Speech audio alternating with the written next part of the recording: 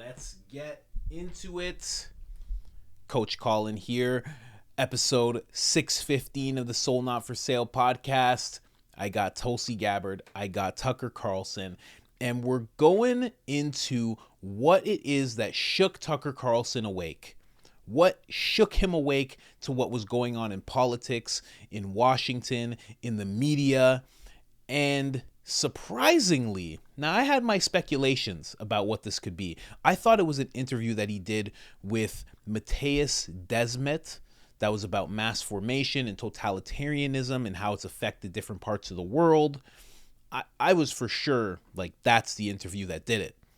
But apparently it was a time in 2015 where a gentleman came onto the political scene and just sparked outrage just nationwide. And that gentleman is, there he is, Donald Trump. That's right. Apparently, Donald Trump is responsible for the man that we know Tucker Carlson to be today.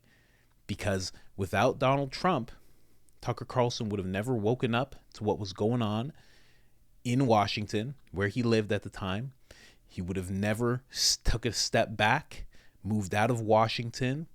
He would have never gone on the path that we've seen him on, and that eventually led to him getting fired, that eventually led to him becoming the biggest journalist, biggest independent journalist, and journalist, period, in my opinion, in the world.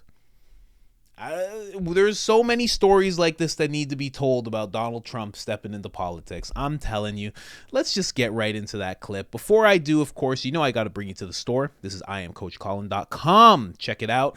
A bold statement we have here. Soul not for sale. Make your bold statement with a t-shirt or a hoodie or a tank top. And we also have the Public Enemy #1 shirt. Google the World Economic Forum. Google Agenda 2030. Understand that this man's mentor is Henry Kissinger. Look these names up. I'm telling you, you'll understand why this gentleman is Public Enemy #1. And last but not least, we have the certified pure blood shirt for those of you that stood strong during the pandemic, remained untainted and untouched by the powers that be. Good job. Keep it up. You can get all of that at IamCoachColin.com. And if you want 10% off of anything you just saw, all you have to do is put in the discount code IamCoachColin, all capital letters. I was going to say all spaces. No spaces. No spaces. It's all one word, and there's one L in the name Colin, and that gets you 10% off. And if you've done that with us already, I say it every time, and I mean it. You're much appreciated. Thank you, thank you, thank you. Now let's get into this clip. See, though, as you've pointed out so many times, is kind of that third rail, that thing like, oh, how dare you challenge the foreign policy establishment and say, you know, all these regime change wars, bad.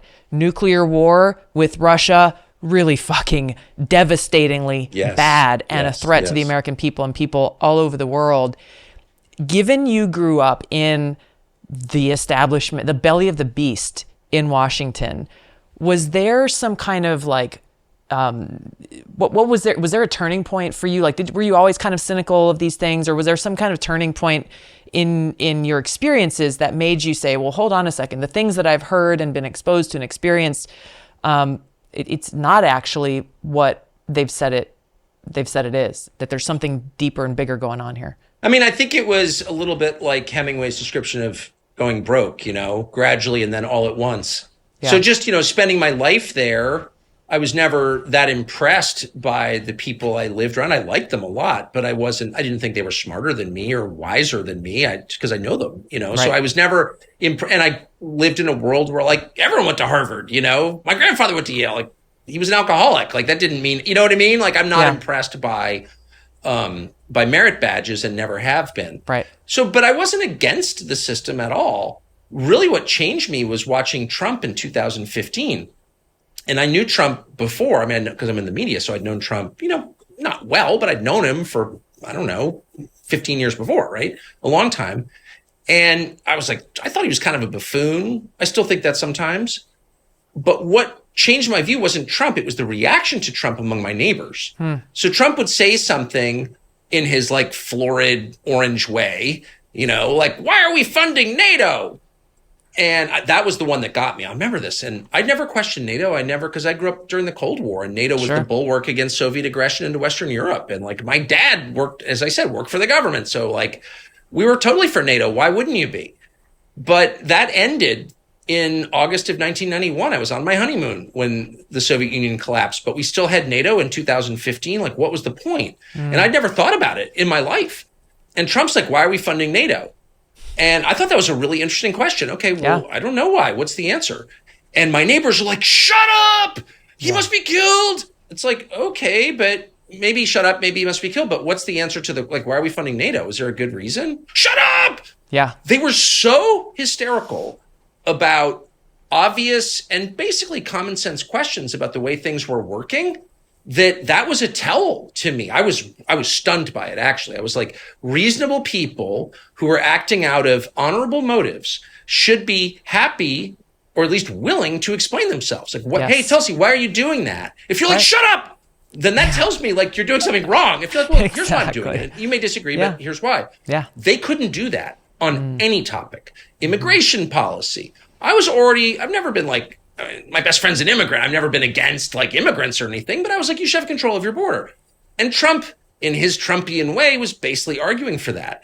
They just couldn't deal. They couldn't deal with any questions about the way things were then operating. And when I saw that just completely exploded my view of the system. I was like, this system is a lot more fragile than I realized.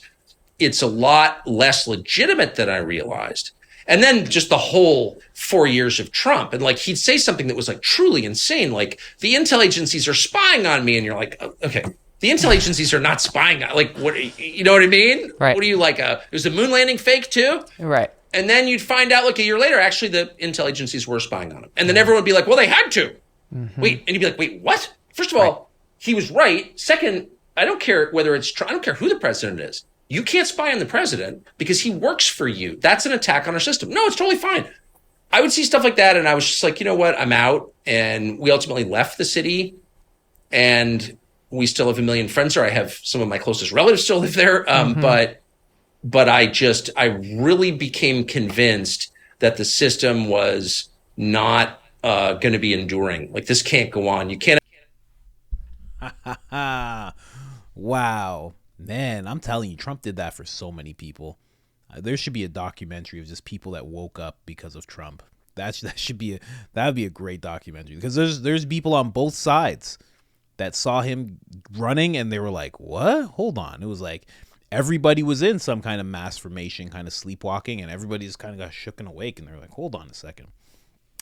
Because for me, before that point, I was just studying secret societies, symbolism inside of music and art and architecture and stuff like that. And I was just looking into, George Bush Jr. and 50 Cent both have grandfathers that were in the same club. Like, what? And Jay-Z's dad was in it too. Like, it's just weird stuff like that. That's for another episode. But I was just studying stuff like that. Freemasonry, all the secret societies that exist today. I was looking very deep into that. But when Trump stepped into that arena, I was all of a sudden looking into politics. And that had not happened before, because I wanted to understand how this was possible. And obviously I thought of the secret society thing, but I couldn't find much on that with his family. And then all of a sudden you started to see exactly what he's talking about. People just getting this violent reaction towards Trump. And you're like, wait a second, why are you getting like that? Like, who cares? He's just another guy running. Getting real mad about it. And then it became like, what's the difference between him and this guy? What's the big deal? Why is he so hated? He hasn't even done it. This is his first time doing anything in politics. How could you possibly hate him? What about the guy that has 30 years experience and he hasn't done anything worth anything before? You don't have anything to hate him about? It just didn't make any sense. It made no sense.